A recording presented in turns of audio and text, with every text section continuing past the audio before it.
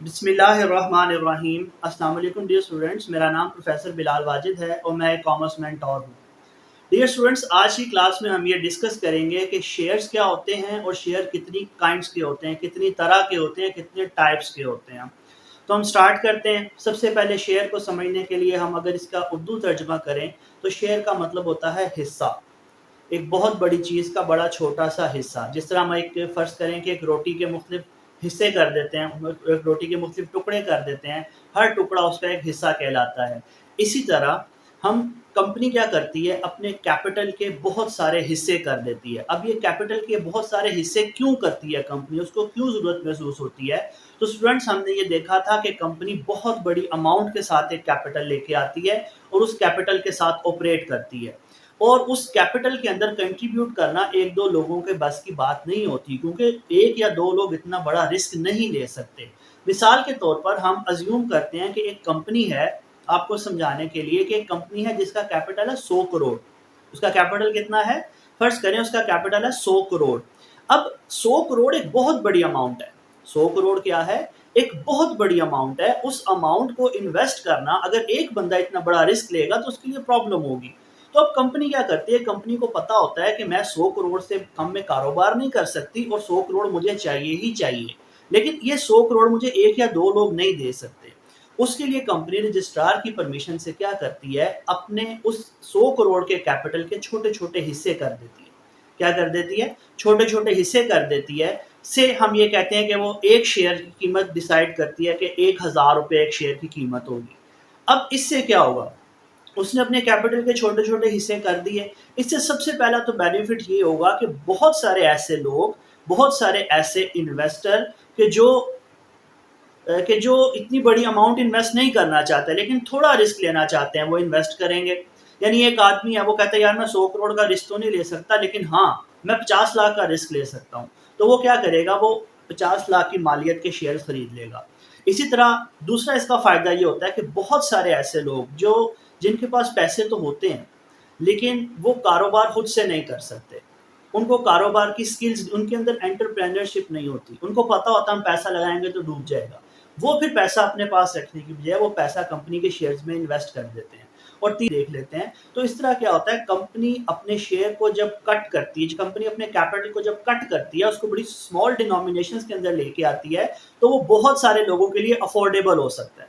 वो बहुत सारे लोगों के लिए अफोर्डेबल हो जाता है। जैसे फॉर एग्जांपल, मैं अगर सोचूं कि मैंने कारोबार करना है तो मुझे 10-20 लाख रुपया चाहिए, जो कि मेरे पास नहीं है। लेकिन फर्ज करें मेरे पास लाख 1.5 लाख रुपए की सेविंग पड़ी हुई है, तो मैं कहूँगा यार ये मैं किसी कंपनी के शेयर ले लूँगा।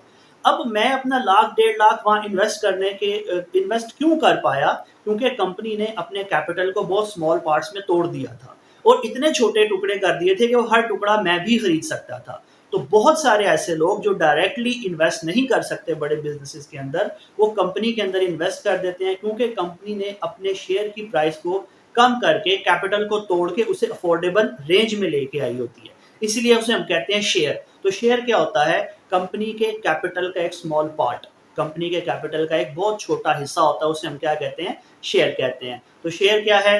टोटल कंपनी के कैपिटल को छोटे-छोटे हिस्सों में डिवाइड किया जाता है। हर हिस्सा क्या कहलाता है? शेयर कहलाता है। मिसाल के तौर पर फर्ज़ करें कि अगर ये कंपनी का कैपिटल है हमारे पास, फर्ज़ करें कि ये हमारे पास कंपनी का टोटल कैपिटल है, तो कंपनी इस कैपिटल को स्मॉल डिनोमिनेशंस के अंदर तोड़ देगी और हर हिस्सा क्या कहलाएगा? शेयर कहलाएगा। हर हिस्सा क्या कहलाएगा? शेयर कहलाएगा। अब जो जितना रिस्क ले सकता है, जो जितना रिस्क अफोर्ड करता है, या जिसके पास जितने पैसे हैं, वो उस हिसाब से उस शेयर को खरीदता जाएगा। ठीक है? तो आम तौर पर कंपनी क्या करती है, ऐसे लोगों को भी अट्रैक्ट कर लेती है जो कारोबार तक, जिनका दूर दूर तक कोई ताल्लुक नहीं होता। वो कंपनी को अपना पैसा देते हैं और कंपनी उससे कारोबार करती है। तो शेयर क्या होता है स्टूडेंट्स? शेयर ये होता है कि कंपनी अपने कैपिटल को छोटे छोटे हिस्सों में बांट देती है और हर हिस्से को क्या कहते हैं? शेयर कहते हैं। ठीक है, चलें अब हम इसकी टाइप्स पे आते हैं कि टाइप्स कितनी होती हैं। बुक की डेफिनेशन में हम बाद में आएंगे, पहले हम बिल्कुल सादा जबान में समझते हैं कि ये होते हैं। सबसे पहले हमारे पास होते हैं ऑर्डिनरी शेयर्स। सबसे पहले हमारे पास कौन से शेयर्स होते हैं? Ordinary shares. ये रियल ओनर्स होते हैं, किसी भी बिजनेस के ये मालिक होते हैं और इनको जो प्रॉफिट होता है वो सबसे लास्ट में दिया जाता है। इनको जो प्रॉफिट होता है वो सबसे लास्ट में दिया जाता है। ये कंपनी के असल मालिक यही हैं। जो हमारे कॉमन स्टॉक होल्डर्स होते हैं या जो हमारे कॉमन शेयर होल्डर्स होते हैं, इनको हम उर्दू में कहते हैं अमूमी हिस्सेस। इनको हम क्या कहते हैं? अमूमी हिस्सेस। जो अमूमी हिस्सेस होते हैं, जो हमारे कॉमन शेयर्स होते हैं, इन पे कंपनी क्या करती है? सबसे एंड पे मुनाफा देती है, सबसे एंड पे प्रॉफिट को डिस्ट्रीब्यूट करती है। और ये जो शेयर होल्डर्स होते हैं, ये बड़े पावरफुल होते हैं, इनका वोटिंग राइट होता है, ये वोट कर सकते हैं। याद रखिएगा, हमारे पास 3 बेसिक टाइप्स हैं, जिसमें कॉमन शेयर है, प्रेफर्ड शेयर है और डेफर्ड शेयर है। ठीक है? डेफर्ड और प्रेफर, ये दोनों कंपनी के अंदर वोट नहीं कर सकते, ये कंपनी के अंदर डिसीजन मेकिंग में हिस्सा नहीं ले सकते। सिर्फ कॉमन स्टॉक होल्डर जैसे शेयर होल्डर्स होते हैं जो कंपनी के अंदर अपना वोट कास्ट कर सकते हैं, अपना डिसीजन दे सकते हैं। तो कॉमन शेयर्स ऐसे शेयर्स को कहते हैं कि जो कंपनी के रियल ऑनर्स होते हैं, इनको रेजिजुअल शेयर होल्डर्स भी कहा जाता है। इनको मुनाफा सबसे एंड पे दिया जाता है, लेकिन इनकी जो वोटिंग राइट होता है वो कंपनी के अंदर मौजूद होता है। सेकंड हमारे पास आते हैं जी प्रेफरेंस शेयर्स। इनको उर्दू में कहते हैं तरजीही हिस्से। इनको प्रेफरेंस दी जाती है। इनको क्या दी जाती है? प्रेफरेंस दी जाती है। जब भी प्रॉफिट को बांटा जाएगा, जब भी मुनाफे को तकसीम किया जाएगा, तो पहले प्रेफरेंस वालों को दिया जाएगा। पहले किसको दिया जाएगा? प्रेफरेंस वालों को दिया जाएगा। और अगर उनके बाद बच जाएगा तो फिर हम कॉमन शेयर होल्डर्स को देंगे। उसके बाद हम किसको देंगे? कॉमन शेयर होल्डर्स को देंगे। तो प्रेफरेंस शेयर है, इनको प्रेफरेंस दी जाती है, इनको तरजीह दी जाती है। किस चीज पे तरजीह दी जाती है? नंबर 1, प्रॉफिट डिस्ट्रीब्यूशन में इनको तरजीह दी जाती है। जब भी कंपनी मुनाफा बांटेगी तो पहले प्रेफर्ड शेयर होल्डर्स को देगी, और अगर बच जाएगा तो फिर कॉमन को मिलेगा। और सेकेंडली, इनको प्रेफरेंस किस चीज पे दी जाती है? जब भी कंपनी वाइंड अप होगी, जब भी कंपनी को खत्म किया जाएगा, जब भी कंपनी को लिक्विडेट किया जाएगा, तो कॉमन शेयर होल्डर से पहले प्रेफर्ड शेयर होल्डर को उनका हिस्सा दिया जाएगा। ठीक है? तो इन दो मौकों पर प्रेफर्ड शेयर होल्डर को प्रेफरेंस दी जाती है। अब प्रेफरेंस की हमारे पास काफी सारी काइंड्स होती हैं। पहली है हमारे पास सबसे पहले cumulative preference share. Cumulative preference shares कौन से होते हैं? देखें, प्रेफर्ड शेयर होल्डर्स का जो प्रॉफिट होता है, डिविडेंड होता है, वो फिक्स होता है। प्रेफर्ड शेयर होल्डर का डिविडेंड जो होता है वो फिक्स होता है। फर्ज करें कि अगर कंपनी 1 साल के अंदर उसको मुनाफा नहीं हुआ और वो उस साल अपने प्रेफर्ड शेयर होल्डर्स को मुनाफा नहीं दे पाई, तो कोई बात नहीं, उनका वो मुनाफा जमा हो जाएगा। उनका वो मुनाफा क्या हो जाएगा? जमा हो जाएगा। और अगले साल पहले उनको पिछले साल का मुनाफा दिया जाएगा और फिर अगले साल का मुनाफा दिया जाएगा। तो ऐसे हम शेयर को कहते हैं कम्युलेटिव प्रेफर्ड शेयर्स। यानी मिसाल के तौर पर, अगर कंपनी ने 2019 में मुनाफा नहीं कमाया, कोरोना की सिचुएशन थी, कंपनी मुनाफा नहीं कमा पाई, तो कोई बात नहीं, 2020 में भी नहीं कमाया, 2021 में भी नहीं कमाया, 3 साल कंपनी को मुसलसल लॉस हुआ और कंपनी के प्रेफर्ड शेयर होल्डर्स को कुछ नहीं मिला, तो 2022 में कंपनी ने एनफ मुनाफा कमाया, तो क्या होगा? कंपनी के प्रेफर्ड शेयर होल्डर्स को 2019, 20, 21 और 22 चारों सालों का मुनाफा इकट्ठा करके जमा करके दे दिया जाएगा। इन्हें कहते हैं कम्युलेटिव। यानी कि उस सब प्रॉफिट जो पिछले सालों में इनको नहीं मिले, वो भी इनको ऐड अप होके जमा करके एग्रीगेट करके मिल जाएंगे। तो ऐसे हमारे प्रेफरेंस शेयर जिनका मुनाफा ज़ाया नहीं होता, जमा हो जाता है, उन्हें हम कहते हैं कम्युलेटिव।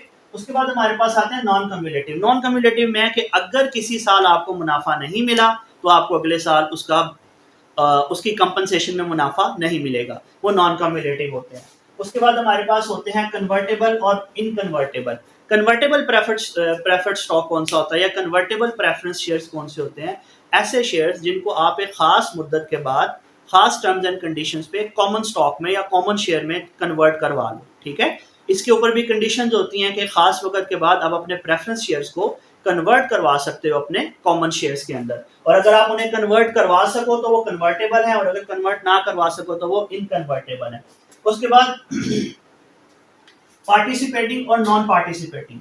बाज़ औक़ात ऐसा होता है कि कुछ प्रेफरेंस शेयर्स ऐसे होते हैं कि जो पार्टिसिपेटिंग नेचर के होते हैं। पार्टिसिपेटिंग का क्या मतलब है? अगर कंपनी को मुनाफा ज़्यादा हो जाए, किसी साल कंपनी को मुनाफा ज़्यादा हो जाए, तो प्रेफरेंस शेयर होल्डर अपना डिविडेंड लेने के बाद, अपना मुनाफा लेने के बाद पार्टिसिपेट करते हैं कॉमन शेयर्स के साथ। यानी कि वो अपना मुनाफा तो लेते ही लेते हैं, वो कॉमन शेयर्स के साथ भी कुछ ना कुछ परसेंटेज प्रॉफिट की वो क्या करते हैं? एंजॉय करते हैं। तो इन्हें कहते हैं पार्टिसिपेटिव प्रेफरेंस शेयर। यानी वो पार्टिसिपेट करेंगे, अपना तो मुनाफा ले ही लेंगे, लेकिन जो एक्स्ट्रा प्रॉफिट कंपनी को हुए हैं उनमें वो भी पार्टिसिपेट करेंगे कॉमन शेयर होल्डर्स के साथ। जी। उसके बाद हमारे पास है रिडीमेबल और इररिडीमेबल। रिडीमेबल क्या होते हैं? जिनकी एक खास मुद्दत होती है, 5 साल, 10 साल, 15 साल, वो उस मुद्दत के बाद कैंसिल हो जाएंगे, कंपनी उनकी पेमेंट्स वापस कर देगी। और इररिडीमेबल क्या है? जब तक कंपनी चलेगी, जब तक कंपनी लिक्विडेट नहीं हो जाती, जब तक कंपनी बंद नहीं हो जाती, खत्म नहीं हो जाती, तब तक वो प्रेफरेंस शेयर कंपनी के अंदर मौजूद रहेंगे, वो रिडीम नहीं होंगे। तो ये होते हैं हमारे पास प्रेफरेंस शेयर्स। और थर्ड वन हमारे पास आते हैं डेफर्ड शेयर या मैनेजमेंट शेयर्स। अच्छा, जो डेफर्ड शेयर्स होते हैं ना, ये आमतौर पे एम्प्लॉयज को इशू किए जाते हैं या प्रोमोटर्स को इशू किए जाते हैं, ठीक है। और इनकी जो पार वैल्यू होती है, इनकी जो असल वैल्यू होती है, वो हमारे कॉमन और प्रेफरेंस शेयर से बहुत कम होती है। इनको इशू करने का मकसद सिर्फ ज़्यादातर ये होता है कि मैनेजमेंट अपना कंट्रोल रखना चाहती है कंपनी पे, और इसके अलावा वो थोड़ी अपने एम्प्लॉयज़ की जो लॉयलिटी है ना, उसको एंगेज रखना चाहती है। इसके अलावा इनका कोई मकसद नहीं होता। तो ये हमारे पास 3 तरह के शेयर्स होते हैं। अब इनकी हम बुक वाली डेफिनेशंस को पढ़ते हैं, ठीक है। जी तो स्टूडेंट्स, सबसे पहले हमारे पास है शेयर। शेयर क्या होता है? जैसे हम इसको एक्सप्लेन कर चुके हैं। शेयर क्या होता है? Total capital of a company is divided into smaller equal parts. Company के टोटल कैपिटल को स्मॉलर पार्ट्स में तकसीम कर दिया जाता है। Each part is called share. Her part क्या कहलाता है? शेयर कहलाता है। And holder of share is called share holder. और जिसके पास ये शेयर्स होते हैं उसे हम क्या कहते हैं? शेयर होल्डर कहते हैं। और कंपनी के कैपिटल को शेयर कैपिटल कहते हैं, क्योंकि वो कैपिटल सबने शेयर किया होता है। वो शेयर्ड कैपिटल होता है। थोड़ा पैसा वो लाया, थोड़ा पैसा ए बी सी डी, ये सब थोड़ा थोड़ा पैसा लेके आए होते हैं। उस टोटल कैपिटल में सबने अपना अपना हिस्सा डाला होता है। इसलिए कंपनी का कैपिटल जब लिखा जाता है तो वहां पे साथ लिखा जाता है शेयर कैपिटल, ठीक है। उसके बाद हमारे पास है G preference share. Preference shares कौन से होते हैं? Such shares on which company paid fix amount of dividend. Fix amount of dividend होती है प्रेफर्ड शेयर्स के ऊपर, ठीक है। डिविडेंड ईच ईयर पे किया जाता है। The dividend is paid before the payment made to the ordinary share holders. Payment हमेशा ऑर्डिनरी शेयर होल्डर से पहले की जाती है और इनके पास कोई वोटिंग राइट नहीं होता। जो हमारे प्रेफरेंस शेयर होल्डर्स होते हैं, इनके पास वोट करने का राइट नहीं हो सकता। ये कंपनी के डिसीजंस के अंदर, कंपनी की मीटिंग के अंदर अपना वोटिंग राइट यूज नहीं कर सकते। उसके बाद है ordinary shares. On such shares the rate of dividend is not fix. इसके ऊपर डिविडेंड फिक्स नहीं होता। और क्या होता है? And dividend is paid after the payment to the preference share holder. और इनको डिविडेंड दिया जाता है प्रेफरेंस शेयर होल्डर्स के बाद।